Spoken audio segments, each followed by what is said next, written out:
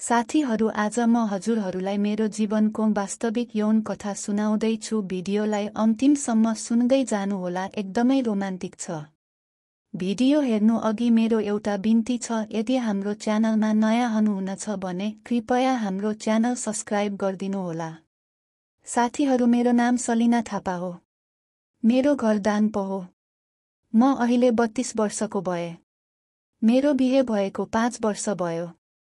मेरो बुढा दुबईमा रोजगारीको लागि जानुभएको छ। हाम्रो अहिलेसम्म एउटा पनि सन्तान भएका छैनन्। आज म तपाईहरूसँग मेरो जीवनमा घटेको सत्य घटना सुनाउँदैछु। यो कुरा गत वर्ष लकडाउनको कुरा हो। हाम्रो घरमा पहाडबाट देवर नाता पर्ने व्यक्ति पाहुन पर्न आउनु भएको थियो। हाम्रो घर सानो र 3 कोठा मात्र प्रयोग गर्न मिल्छ। एउटा कोठामा सासु ससुरा सुत्नुहुन्छ भने अर्को कोठामा म सुत्छु। एउटा कोठालाई हामीले किचन गराउँछौं। हुत्त पहिले हाम्रो घर ठूलो थियो। गत वर्षमा घर भत्केपछि हामी गोठमा बस्थ्यौं। अर्को ठूलो घर बन्दैछ। हाम्रो घरमा पाहुना आएपछि सुत्ने ठाउँ छैन। कोही नजिकको पाहुना आएपछि म सासु ससुराको कोठामा सुत्ने गर्छु। अब धेरै कुरा नगरेर सिधै कथामा जाम।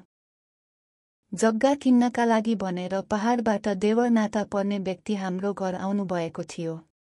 साँझ उहाँ नाइटमा घर फर्कने कुरा थियो। तर सरकारले 81 लकडाउनको घोषणा गर्यो। त्यसपछि उहाँ हाम्रो घरमै बस्न थाल्नुभयो। त्यो दिन हामी खानासाना खाएर सुत्ने तयारीमा थियौं। मैले सासुलाई उहाँहरू सुत्ने कोठामा आउँछु भनेर भने। उहाँले नाइ, तिमी यता आउँदा मच्छरले टोक्छन्, झुल पनि 2 वटा मात्रै छन्। तिमी तिम्रो कोठामा सुत। हामी हाम्रो कोठामा सुत्छौं। पाहुनालाई तिमी सुत्ने कोठाको भुइँमा सुताम। बरु भोलि झुल किनेर ल्याएपछि तिमी हाम्रो रुममा आउली भन्नुभयो। देवर बाबुले पनि मलाई धूप बाल्दिनुस्, म भाउजूको कोठामा भुइँमा सुतिहाल्छु, कति मच्छर लाग्लान् र भने। गर्मीको महिना भएर म सुत्नुभन्दा पहिले सधैँ नुहाउँछु। म नुहाएर खाटमा झुलभित्र पसे। देवर बाबु पनि भुइँमा पल्टे। मैले मच्छर धूप बाल्दिएको थिएँ। अर्को कोठामा सासु ससुरा द्याइसक्नु भएको थियो। हामी भने देवर बाबु र म पहाडतिरका गफ गर्दा गर्दै रातको 12 बजिसक्यो। त्यति बेलासम्म मच्छर धूप पनि मरिसकेको थियो। देवर बाबुले यहाँ त निकै मच्छर लाग्दा रहेछन् भाउजू, निकै गाह्रो भयो भनेर भन्न थाले। सुरुमा त मैले ठिकै छ, रातभरि सुत्नुस्, भोलि झुलको व्यवस्था गरौँला भने। तर राति उनी निकै छटपटिन थालेपछि मलाई पनि टिक लाग्यो। अनि आउनुस् झुलभित्र खाटमा भने। उनी पनि खुसी हुँदै सुते। म सुत्ने खाट सानो थियो। त्यसैले हामी सुत्दा एक अर्काको शरीर टाँसिएको थियो। गर्मी मौसम भएकाले मैले ब्रा र पेटीकोट मात्रै लगाएको थियो। देवर बाबुले पनि कट्टु मात्रै लगाएका रहेछन्। म घारीतिर सुते, देवर बाबु छेउमा सुते।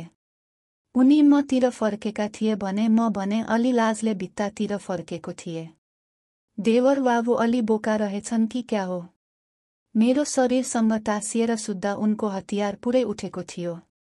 मेरो पछाडिको भागमा उनको हतियारले घोचे जस्तो लाग्यो। मेरो बुढा विदेश गएको पनि 2 वर्ष भइसकेको थियो। बुढा गएपछि मैले चिकाउने अवसर पाएको थिएन। सुरुमा त अलि उता फर्किनुस् भनेर गाली गरे। मलाई मेरो बुढा बाहेक अरू कसैसँग सेक्सन गर्न नै मन थिएन। मैले बुढासँग बाचा नै गरेको थिएँ, म अरू कसैसँग सेक्स गर्नुभन्दा मर्छु भनेर। नारी मान्छे इज्जतको ख्याल गर्नु पर्यो भनेर उनलाई गाली गरे। अनि उनी छपक्कै सुते। राति कति बेला निदाएछु थाहा भएन। उनी पनि निदाएछन् क्यार। 81 राति मेरो पुतीमा केहीले चाटेको जस्तो लाग्यो। म निद्रामै थिएँ। सपनामा बुढाले सेक्स गरेको देखिरहेको थिएँ। यसो मलाई निकै आनन्द भइरहेको थियो। यसो आँखा हेरेको त देवर बाबुले मेरो पुती पुरै चातिरहेका रहेछन्। एकैछिन त रिस उठ्यो, हानौ कि जस्तो लाग्यो। कस्तो पनि अरूको श्रीमतीलाई यस्तो गर्ने भनेर। तर मलाई भित्रभित्रै निकै आनन्द लागिरहेको थियो। त्यसैले मैले थाहा नपाए जस्तो गरिरहे। निदाएको भान गरिरहे। देवर बाबुले मेरो पुती पुरै चातिरहेका थिए। मलाई निकै काउकुटी लाग्यो। कति बेला मेरो उर्फ चढ्लान् र मलाई ढिक मरुन्जेल आनन्द देलान् भन्ने लाग्यो। त्यसपछि बाबुले बिस्तारै मेरो बुगु चुस्न थाले। मलाई निकै आनन्द लाग्यो। म निदाएको अभिनय गरिरहे। उनले मेरो 2 खुट्टा फटेर आफ्नो लाडो मेरो पुतीमा चम्म हाले। आहा कति मजा! आनन्द! म स्वर्ग गएको जस्तो भए। तर उनले मलाई यस्तरी रहेछि भनेर थाहा नपाउन भनेर म निदाएको अभिनय गरिरहे। बाबुले चिक्दा मेरो पुतीबाट पानीको बल नै बगेको थियो। आहा बाबुको लाडो त मेरो बुढाको भन्दा कति ठुलो र मोटो। उनको चिक्ने तरिका पनि मेरो बुढाको भन्दा पनि आनन्द। उनले चिक्दा मलाई खपिसक्नु भएन। आनन्दले मैले आहा उस गर्न थाले।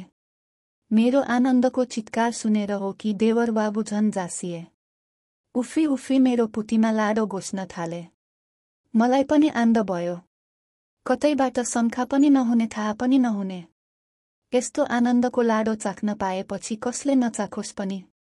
अलि पछि देवर बाबुले मेरो जिब्रो चुस्न थाले। म पनि के कम निकै जोस चल्यो देवर बाबुलाई च्याकमा समाउँदै उनको जिब्रो चुस्न थाले। रातभरि देवर बाबुले मलाई 4 पटक चिके। अर्को दिन बिहान उठेर सासु आमाले देवर बाबुलाई कतिको मच्छरले टोक्दा रहेछन् भन्नुभयो। उनले खासै लागेनन् मच्छर त भने। अनि झुल लिन जाने कुरा पनि भएन। गाडी बन्द भएकाले 3 महिनासम्म देवर बाबु लकडाउन भर हाम्रै घरमा सुते। सासु ससुराको नजरमा उनी भैमा र म खाटमा सुतेका थियौं। तर सधैँ 3 महिना भर हामीले चिकामारीको स्वाद लिइरह्यौं।